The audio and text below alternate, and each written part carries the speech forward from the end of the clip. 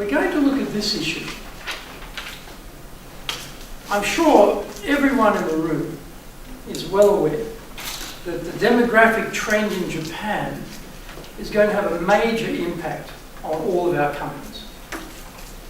When we look at the government statistics, we know that between the ages of 15 and 24, the number of young people has halved over the last 17 or so years. Halved. And it's not growing. It's just going to keep going down. So that means that the demand is going to go up, but the supply is going down. So there's going to be a big competition amongst ourselves as employers to have good staff. It was probably, about 5 years ago, the first time I heard this word, Dai Ni Shin Sotsu. I never heard of such a word before, because such a thing didn't exist. You enter the company after graduation, you stay with the company, and then you retire. But these young people, probably 3 or 4 years into their first job, quitting, leaving, and going to another company. So for the last 3 or 4 years, we have all invested a lot of training and development into these young people. So we're becoming a type of training academy for our competitors, because they're going to leave us and probably go to our competitor. So this whole issue around having engaged employees, keeping them, is only going to become more and more difficult. And I know I'm in the business of hiring staff myself. In the last couple of years, I have noticed a trend where it's getting harder and harder and harder to find people.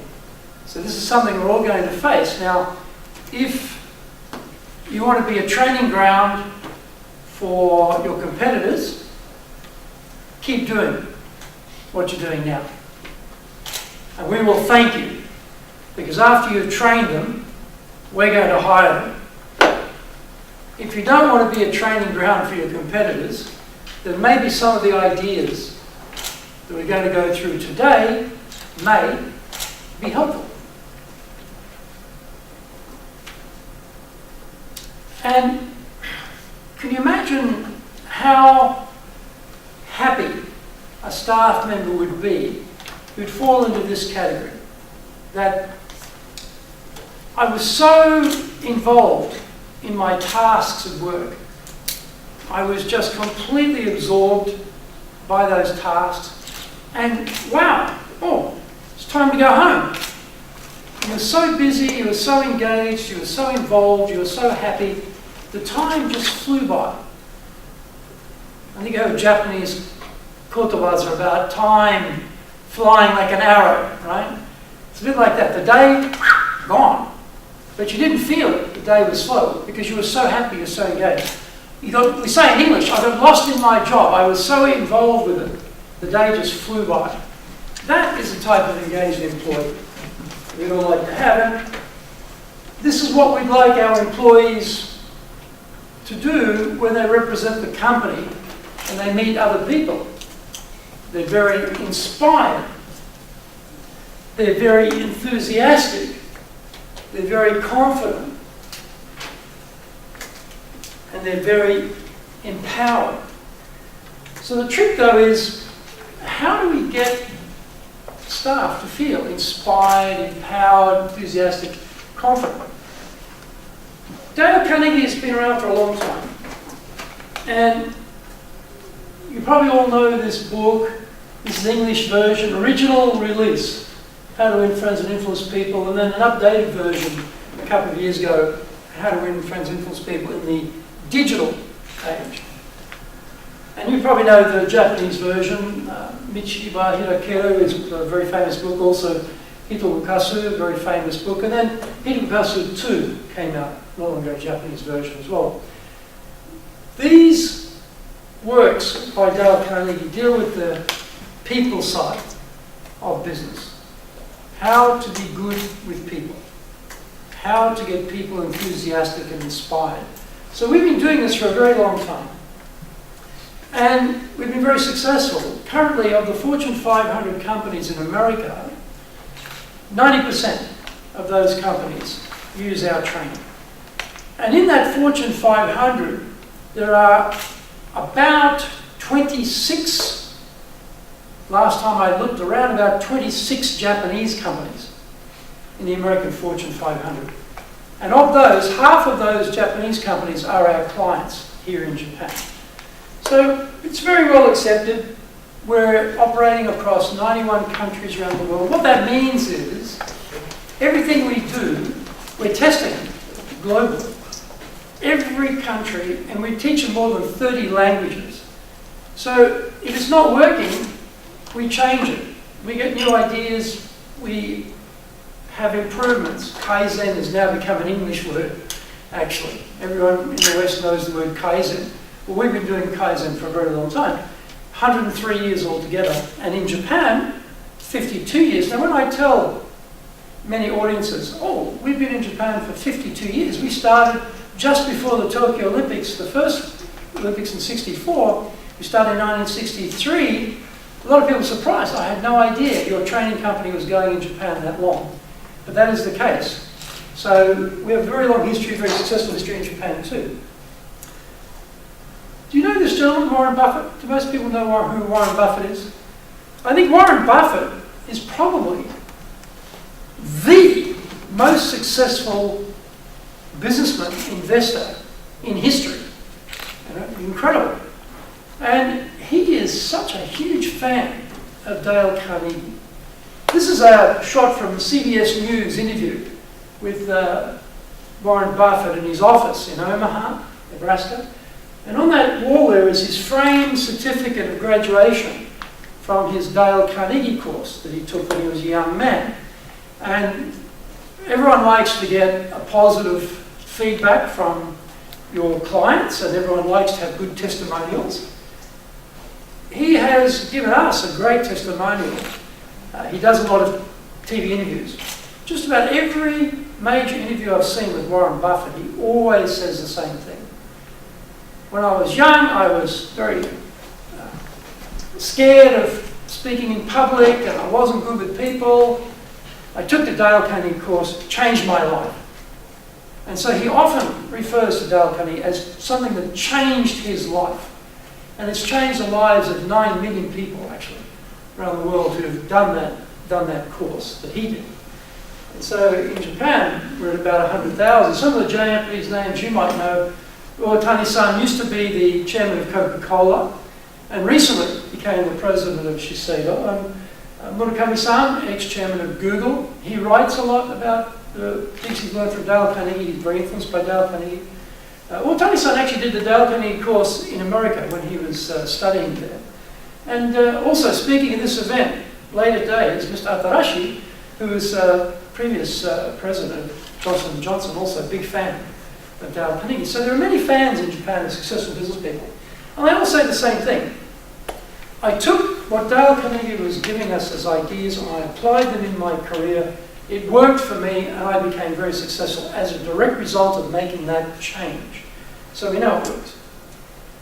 And I asked our New York headquarters, I said, look, we're always doing these surveys, you know, after the training.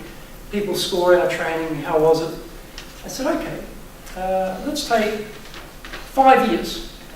10's a bit long, 1 or 2's a bit short. Let's make it 5 years. That's a substantial period of time.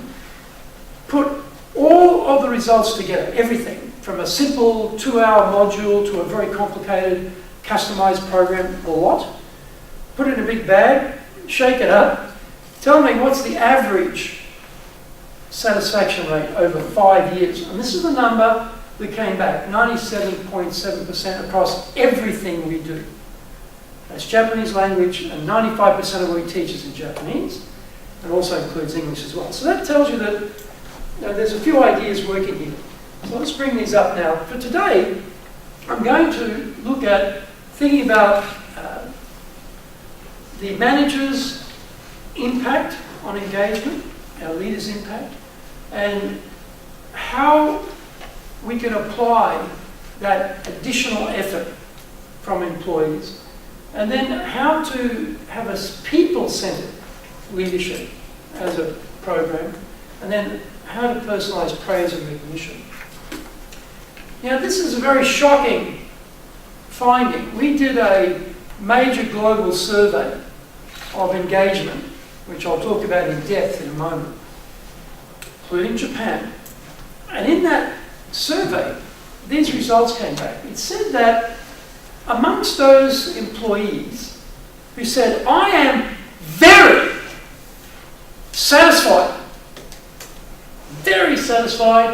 with my boss, only 21 out of 43, that's basically 50%, said, I'm engaged. So we're asking different questions, you know. So when we line up the satisfaction with the boss question with the engagement question and do an overlay, we found that even those who said they are very satisfied, only half said they felt engaged. That's a shocking number. I'm sure, like me, I would expect the very satisfied staff to also be engaged. To me, that would be common sense.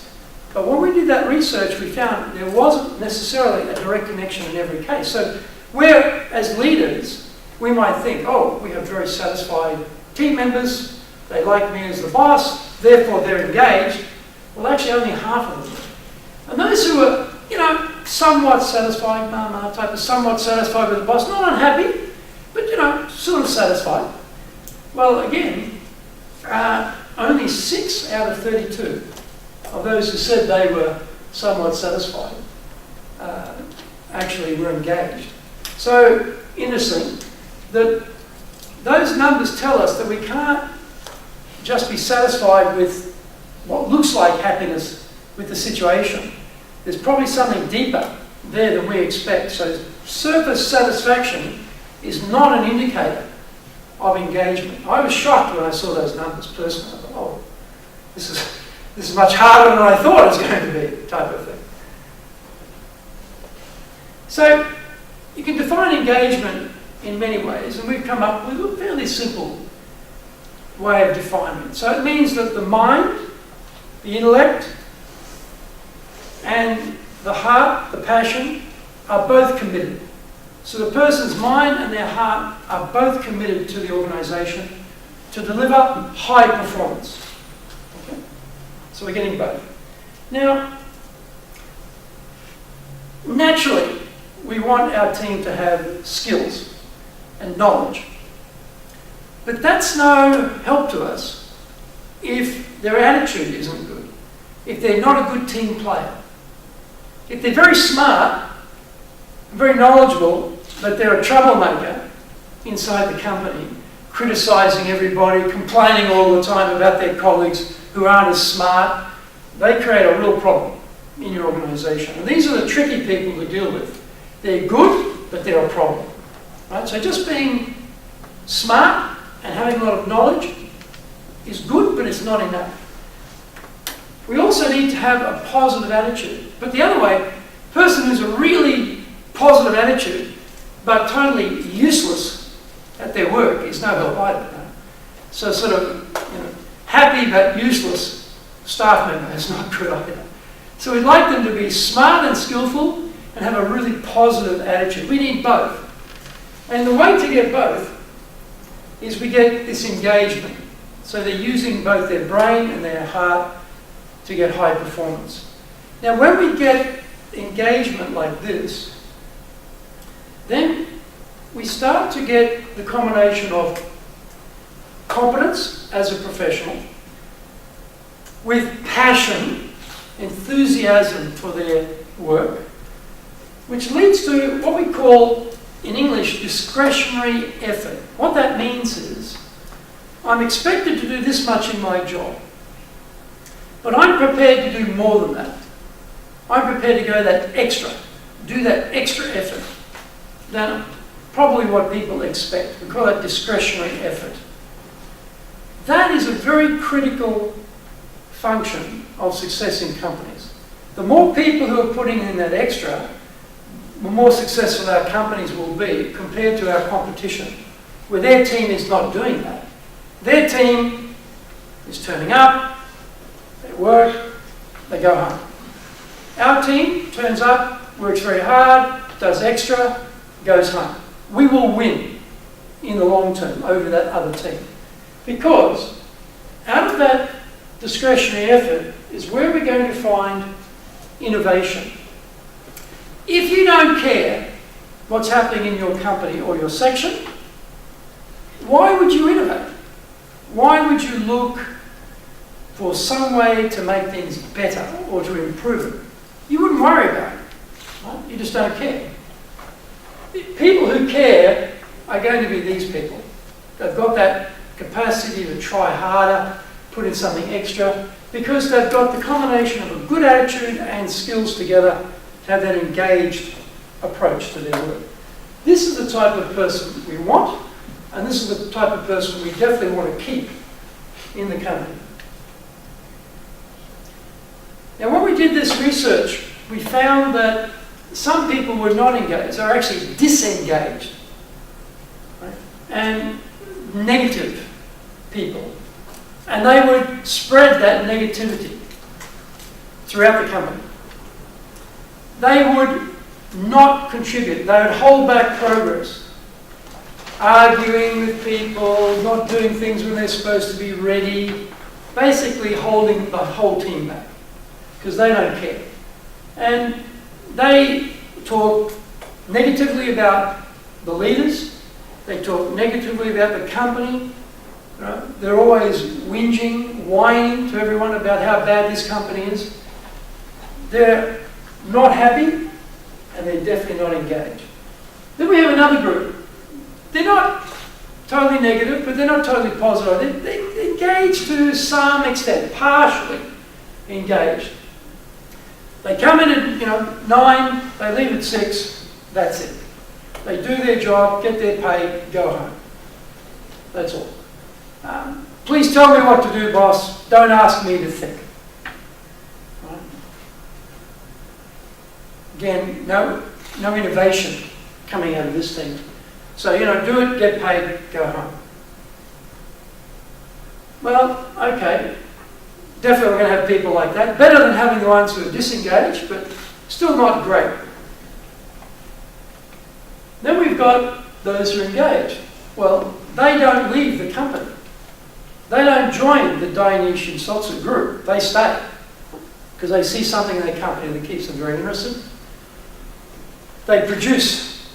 They actually get outcomes for the company. We've invested a lot in those people. They pay us back through their productivity. And they are committed to having good quality outcomes, good quality output from their work. So, very important group. Now, when we did the research, I'm just going to contrast US findings with the global findings. That's the first cut. Then we'll look at Japan in a moment.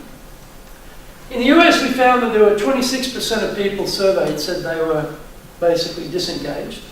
And globally, it was 20%. Those who are somewhat engaged, partially engaged, 45 and 46, about the same. And those who are highly engaged, the US was 29, globally it was 34. So even, 29, 34, it's not such a big number of people who are really engaged, actually, about 1 in 3. Right. Now, when we take this to Japan, we did a number of surveys. The one on the left is that American survey I just mentioned, the 29, 45, 26 numbers there. The next one is we took that same survey, translated it into Japanese, and surveyed 1,000 Japanese people. We used a company called Kata, JMRN, to do the research for us. And we only got 2% on our number said they were engaged, fully engaged. Now Gallup in America did a very similar engagement study. They came up with 29% in America who are engaged, which is very similar to our number.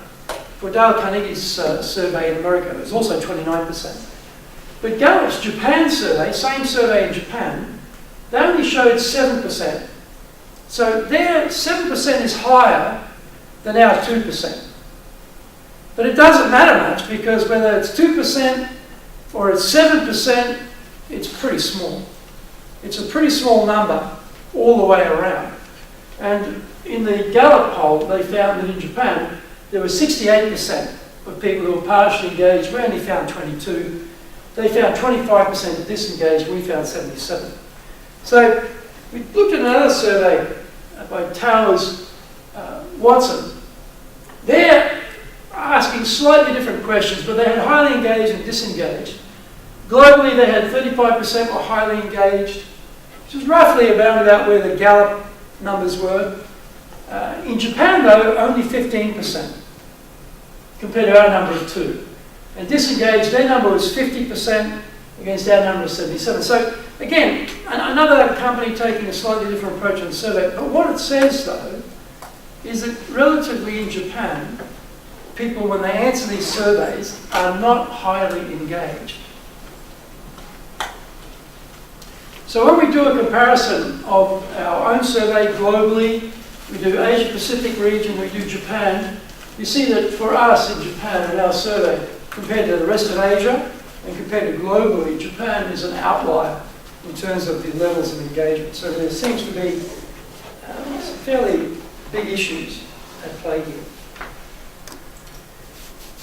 Now, in this survey, we also looked at, okay, how do people become engaged? What are some things would make those scores improve, would have people more engaged? And we found that there were 3 drivers to do that. And these are rather common sense when you think about it. The most important one was satisfaction with your immediate manager. That's a fairly obvious thing, isn't it? If you're not happy with your boss, your supervisor, then the chances are you're not going to be highly engaged. Right? So that's a fairly critical relationship. Second one's interesting. This is belief in senior leadership and the direction they're taking the company. So as someone working for the company, they're looking at the general strategy for the company in the marketplace, compared to what's happening with the competitors, and they're thinking about, have top management actually got this right? They're thinking about, are we properly set up for success? Are we getting the right people in the company? Are we taking care of people in the company properly? Right? So they're looking at that as a very important factor in how engaged they feel. And then lastly, pride in the organisation.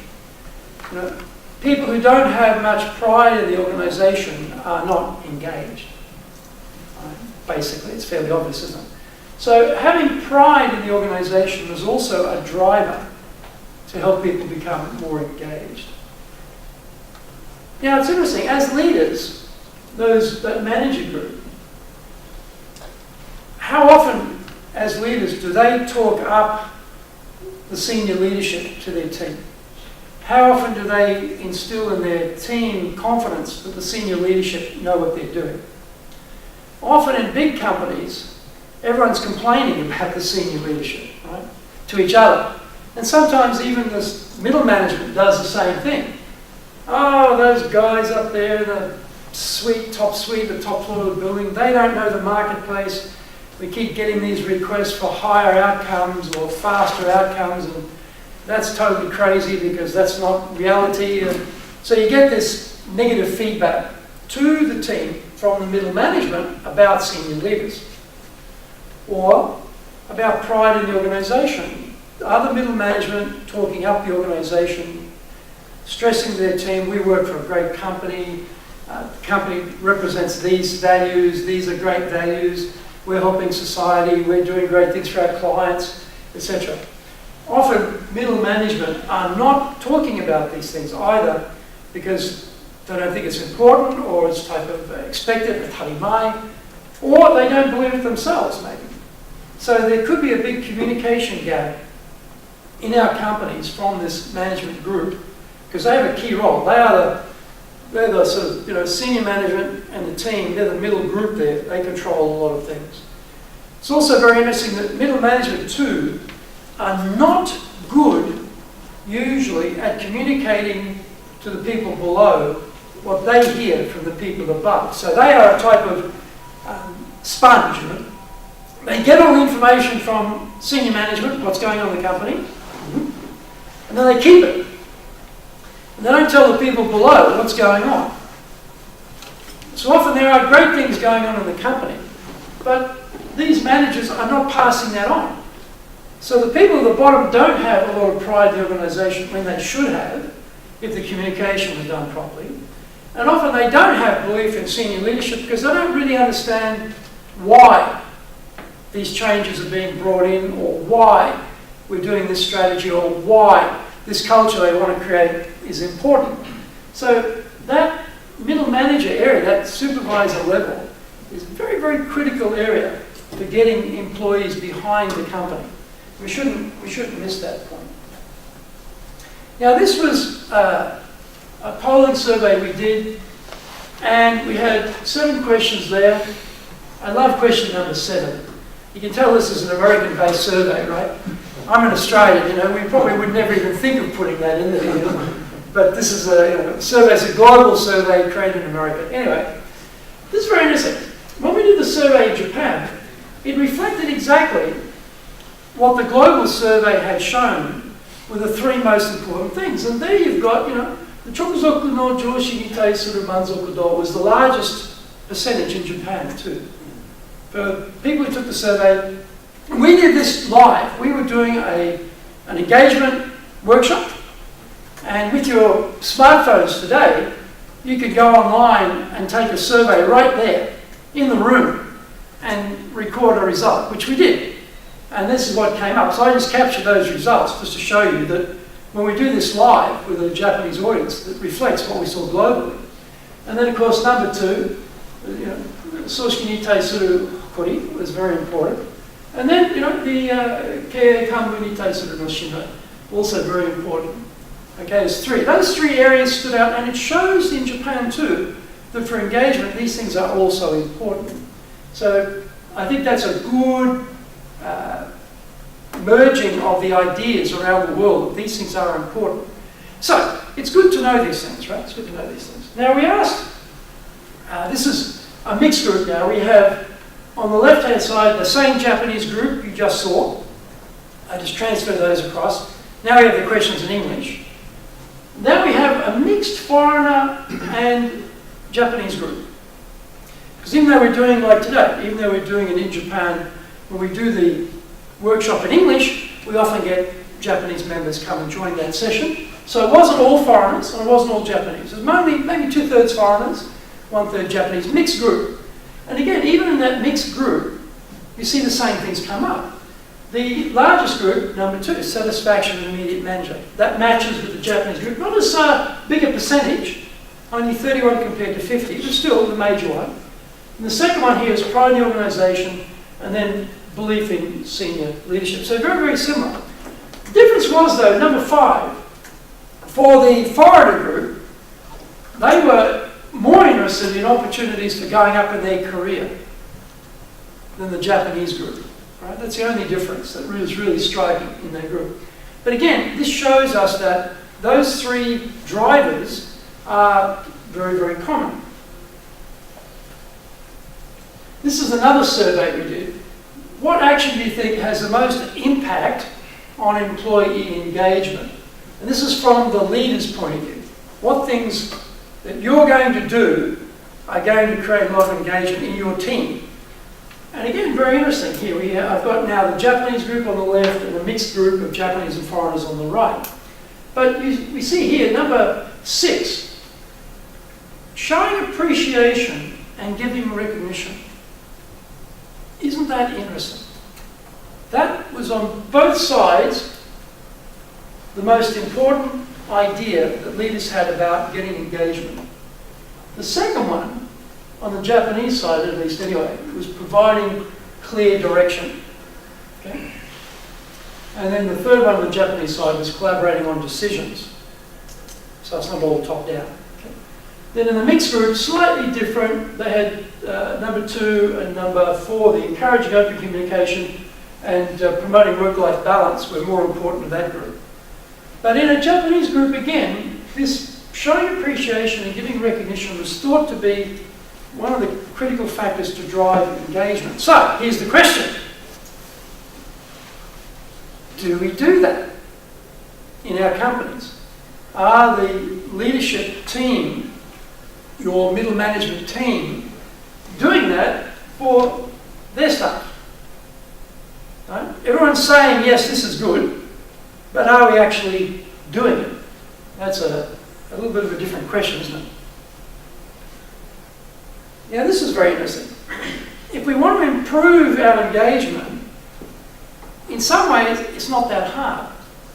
In that same survey, we found that those who said, my manager cares about me, okay, 1/3, 1 in 3 people said, yes, my manager cares about me.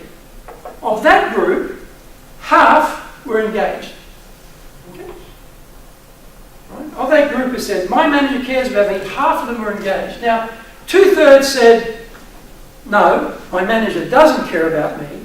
And of that group, only 17% were engaged. So if we can get the managers to work more with their team, so the team feels the manager cares more about them, then this percentage, the red percentage goes down, the blue goes up, and therefore the engagement goes up. So again, the managers have such a critical role here in terms of their communication style and how they lead. So here's the question. If I ask you all to give me the phone number of someone from your team, and I pick up my mobile phone right now, and I say, hi, it's a great story from Dale Carnegie Training here. I've got Mr. Yoshida with me here at a seminar we're doing. I just want to ask one question. Do you think Mr. Yoshida cares about you? What do you think? What are they going to tell me? Well, being Japanese, they'd probably say yes, because they'd be polite, right? But if they knew that it was completely anonymous and this was a survey that wasn't going to go back to Mr. Yoshida, I wonder what the score would be. So think about that yourself, right? And if you got the call, you received the call, and they ask you about your boss, what would you answer? Would you say, yeah, my boss cares about me? Or would you say, no. Are you in the red circle here or the blue part of the circle? So if we can move to more, yes, my manager cares about me because the manager's communication style, leadership style makes that happen, well, we can get that engagement score to go up pretty quickly. But that's going to take some training. Now, we saw it before that the praise and recognition was important to get engagement. This graph tells us that people want to be feeling that managers care. There's a whole communication piece to that. There's a whole human relations skill piece to that managers need to get, because obviously 2/3 of them are not doing a very good job. And if you think about your own companies, that's probably true, isn't it? These numbers will probably reflect your reality. But what are we doing in our companies to get that to change? What are we doing to educate and help our managers to have more awareness about these ideas and to therefore do a better job in leading their teams? It's a bit of a complex chart in one way, but we looked at engagement from the point of view of emotions. And the green bar there is where people are most engaged, right? The green is highly engaged, yellow, disengaged. So what emotions are people feeling when they're engaged? I'll just read them off here. When they're inspired, enthusiastic, empowered, happy, confident, valued, enlightened, excited, empathetic, hopeful, assured, connected. Those are very strong emotions that drive feelings of engagement. The ones that kill engagement, on the other side, fearful, vulnerable, feel at risk, anxious, irritated, annoyed, that type of thing. Feel manipulated, pressure, intimidated, bored, feel uncomfortable in the work environment, upset, insulted. You see that emotionally we react to how we're treated, and that directly impacts our levels of engagement. So if we are doing these things emotionally with people, they're going to be disengaged. If we do these sorts of things, emotionally, engagement will go up, which sounds easy. So how do we do that? Now, this is very interesting. In the survey, we found there was like a trigger point, like a trigger on a pistol. You pull a pistol and off goes the bullet. That trigger point between being disengaged and then becoming more engaged was feeling valued. Now, it doesn't matter whether it's a small company or a middle-sized company or a big company. If the person felt valued by the team, valued by their boss, valued by the organisation, they were more likely to move up this scale to become more involved in the business, to become more enthusiastic, that discretionary effort that I mentioned before, and also to have a stronger sense of accountability and ownership and commitment to get a return on investment, right? Get an outcome. Now in Japan it's a bit tough because of the group culture in Japan where we all take responsibility for the results, but actually, therefore, no one's responsible. It's a beautiful system. We're all responsible, but none of us are responsible, right? It's a bit vague about responsibility, but I was amazed that Hitachi, right? Hitachi is going to bring in that Seika Shugi performance evaluation. And, you know, the top people are going to get the biggest bonuses, and the bottom people are going to get the smallest bonuses. That's for a company like Hitachi, that's amazing, and Toyota too. They're doing something similar. So even these very big, well-established, old-style, traditional Japanese companies are starting to think about getting return on investment from their teams and not being satisfied with people not taking accountability, not taking responsibility, not using that discretionary effort for innovation, which is interesting. So if you feel valued, then you feel inspired. And we saw before that that emotion of being inspired is a very important emotion for driving engagement. So when you feel valued, you feel, I want to do something, I want to try something, I want to, make a difference around here. Also, enthusiastic. So enthusiasm spreads, doesn't it? People come into your team just on one day, really enthusiastic, really fired up. They start to generate energy for the other people in the team. Have you noticed that?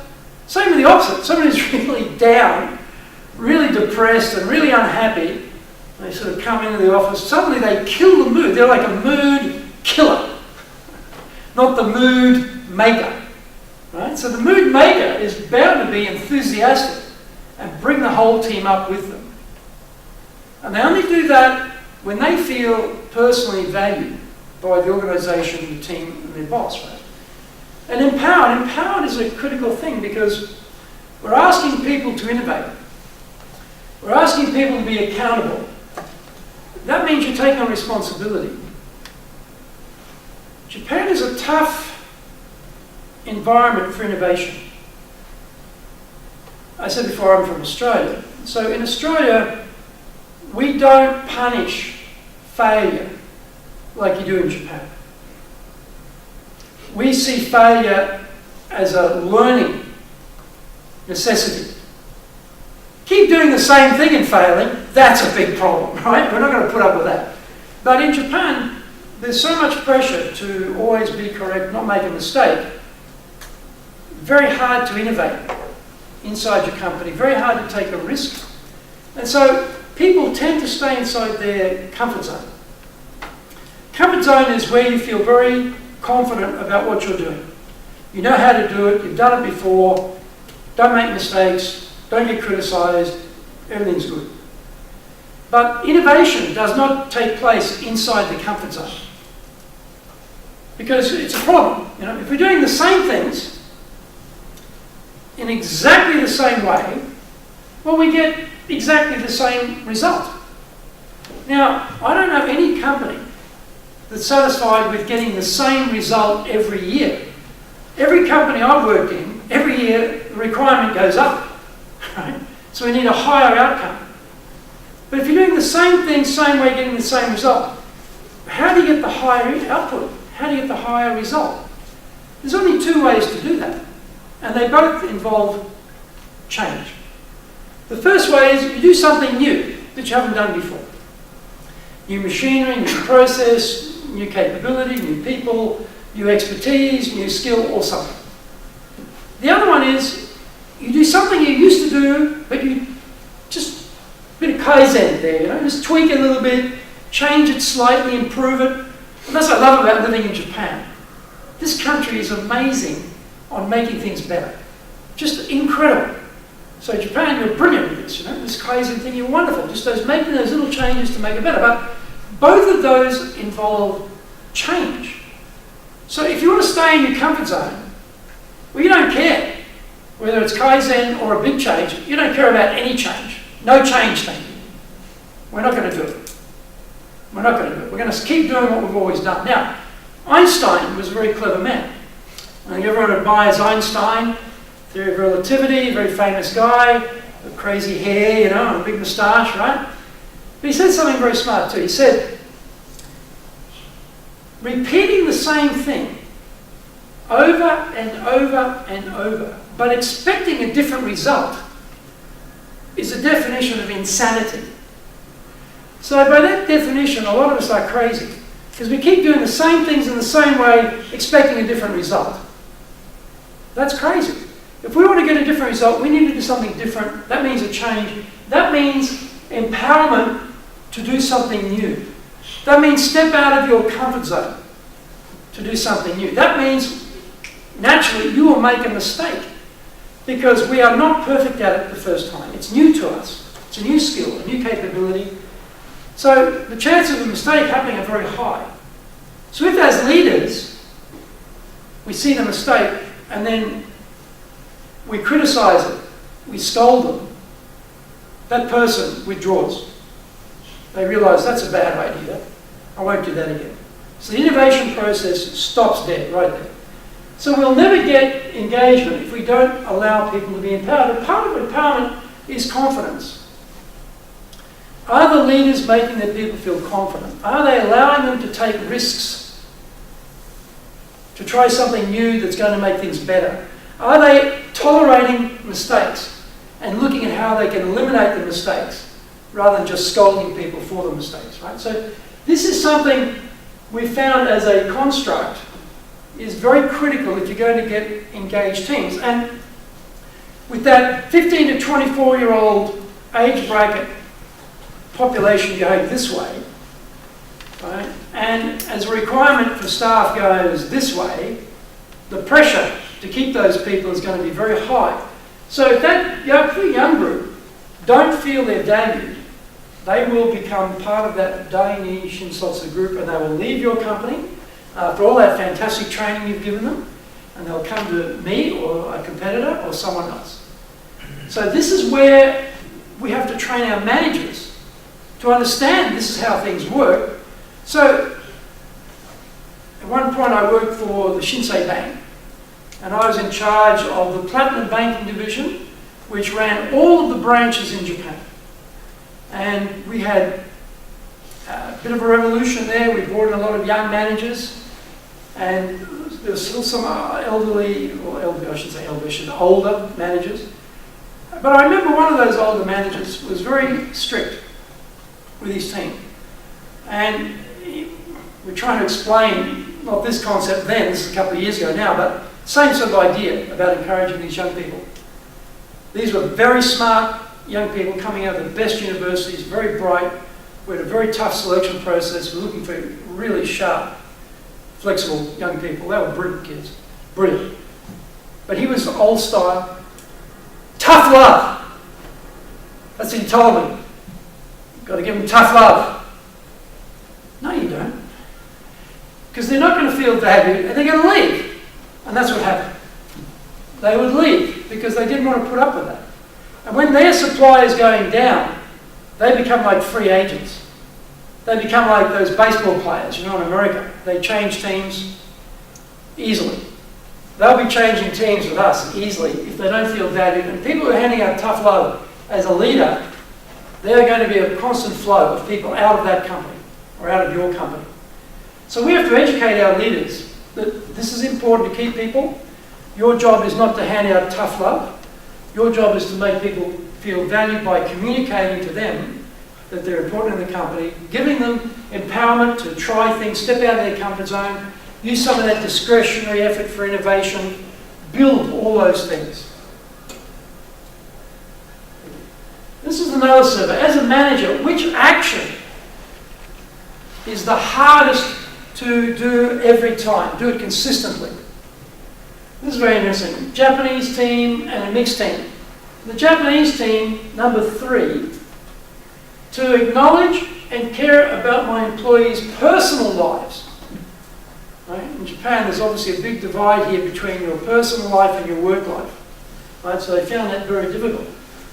The second one they found most difficult was to build trust, credibility, and respect. In the mixed team, it was number 3 and also number 6, but also number 4 came up too, also the Japanese side, as the 3 critical things. You know, give them a reason to feel confident in my leadership ability. So part of this is caring, but caring about the whole person, not just the work person. Right, so to which extent? Oh, I care about you so you can do hard work and make the company go forward. But I don't care about you as a person outside of work. Do you think that's going to be very successful? Maybe not. You know, particularly for women in Japan, often the carer for aging parents, usually the carer for the children. So there are a lot of demands on women and also increasingly on men that bosses, leaders have to be very appreciative of and understand those pressures so that we're able to acknowledge and show you care. Show that they're valued, but they're valued as a total person, not just as a robot who makes money for the company. So here's some things to think about. If we take the person as the centre, we think about how can we help that person grow and develop. That might include delegation. Often leaders don't delegate because they don't know how to delegate properly. So they say things like, well, it could be quicker if I did it myself. Therefore, they don't give the chance to the staff members to learn. They hold it. Or they don't think about what do I need to do to grow, to nurture my people? How can I get them to be better? So giving those sorts of opportunities for growth, particularly for young people, when we look at younger generation, they want development, they want to be invested in, they want to grow, they want to feel valued, they want to feel their managers care. This is how they judge it. Is my manager helping me to grow? Okay. Of course, another way to do that is through being a mentor and a coach. Okay. Being a mentor and a coach. So how much coaching time are the leaders giving to the team? And this is the point. In a busy life, as everyone in Japan faces, particularly leaders and managers, do they have time to coach people? This is the point we're all struggling with. We need to allow more time to coach them so they feel, okay, I'm being invested in, I'm being valued here.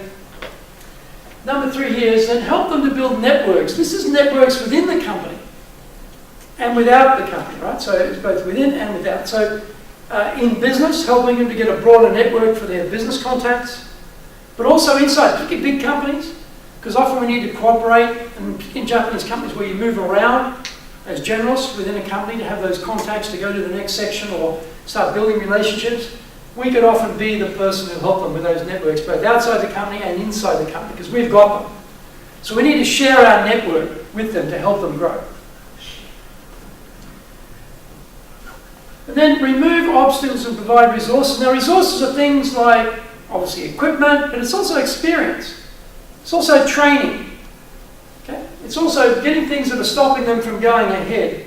And that might be access to experience. You know, they may not be included in teams, including them in teams that are working on particular projects so they can grow. But of course, we hold them accountable to high performance. We're not looking for low-level performance here. We don't tolerate poor performance. We accept that when people step out of their comfort zone, they will make a mistake. We accept that will happen, but we deal with it. But we don't accept the same mistake happening over and over and over again. In the same way, we also don't accept poor performance. Okay, we give people a chance to grow, but we hold them accountable.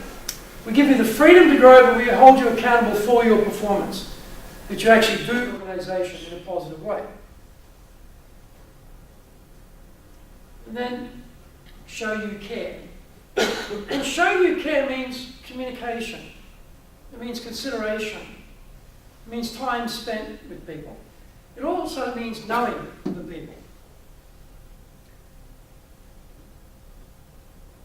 So it's up to the supervisors to find out about their team.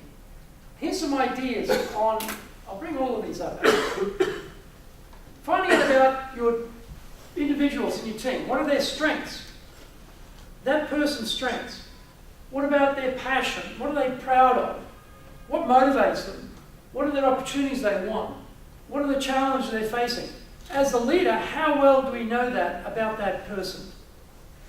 So, by talking with them, it might be over lunch, it might be after work, it might be while we're travelling, as we get to know them, we understand the critical things that are important for them. And knowledge of that helps us to show we care. If you don't have that knowledge, it's very hard to show that you actually care about someone. Now, when we talk about praise and recognition, this is an extremely bad technique for showing recognition. So, if you say, good job in English, you say, yeah, good job, you did a good job. That's hopeless. Why is it hopeless? Well, it's hopeless because it's too vague. They're probably doing a lot of different jobs. And within that job, there's probably many different parts. Which part was good? Which bit was excellent? Just good job. Well, you don't know what to do about that. It's nice that you've been told it was good, but it's not really believable. So here's some things to think about to make praise believable. So when we're giving praise, let's give them an example. Zukun, you did a really nice piece of work on that project. General praise. Good work on the project. In particular, the way you collected the evidence to back up the recommendation was very thorough, was very professional, and it was very convincing. So now we're getting into what was good. So if I'm Suzuki-kun, I know, oh, okay, I did these things well and I'm being recognised for it. This is believable. Now I believe what I'm being told. It's not just gomasuri, the boss trying to polish my apple for me type of thing, right? And then we give context. So we take that praise and we say, the fact that you were able to do such a good part of that project really made that project successful, and that is important to our whole division or our whole section to be successful. So now we're tying that person's contribution to the outcomes of the bigger group, be it the division, the section, or even the whole company. So now they see their piece of work in the big picture, which often is very hard to feel that in a big company. What am I doing every day that actually makes a difference? Now we're saying what you do makes a difference. And then finally, we reinforce it. We say things like, and if you keep working like that, if you keep applying yourself like that, you are going to go up in this company and be very, very successful. So I encourage you, keep doing this type of good work. So opposed to good job, which doesn't really mean much, now we can give them the praise. You did a great job on the project. In particular, I like the way you got the evidence together and the conclusion you drew in that project was very convincing. And that's helped our section, our division, our company to be very successful with that project. You made a big contribution there.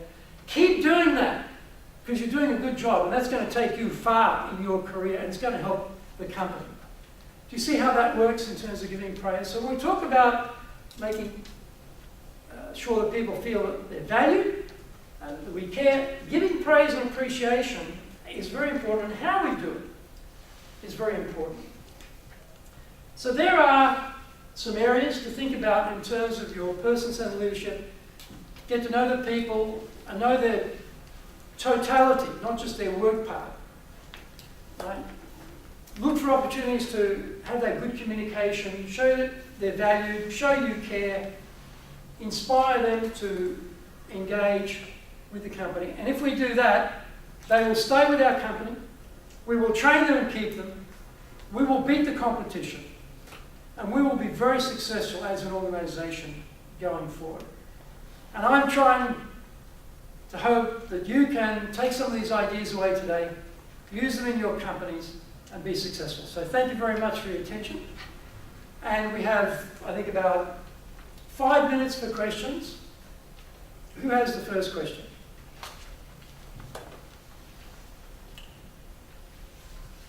Being Japan, of course, there's never a first question. So a question I'm often asked is, how do you make those changes in the company?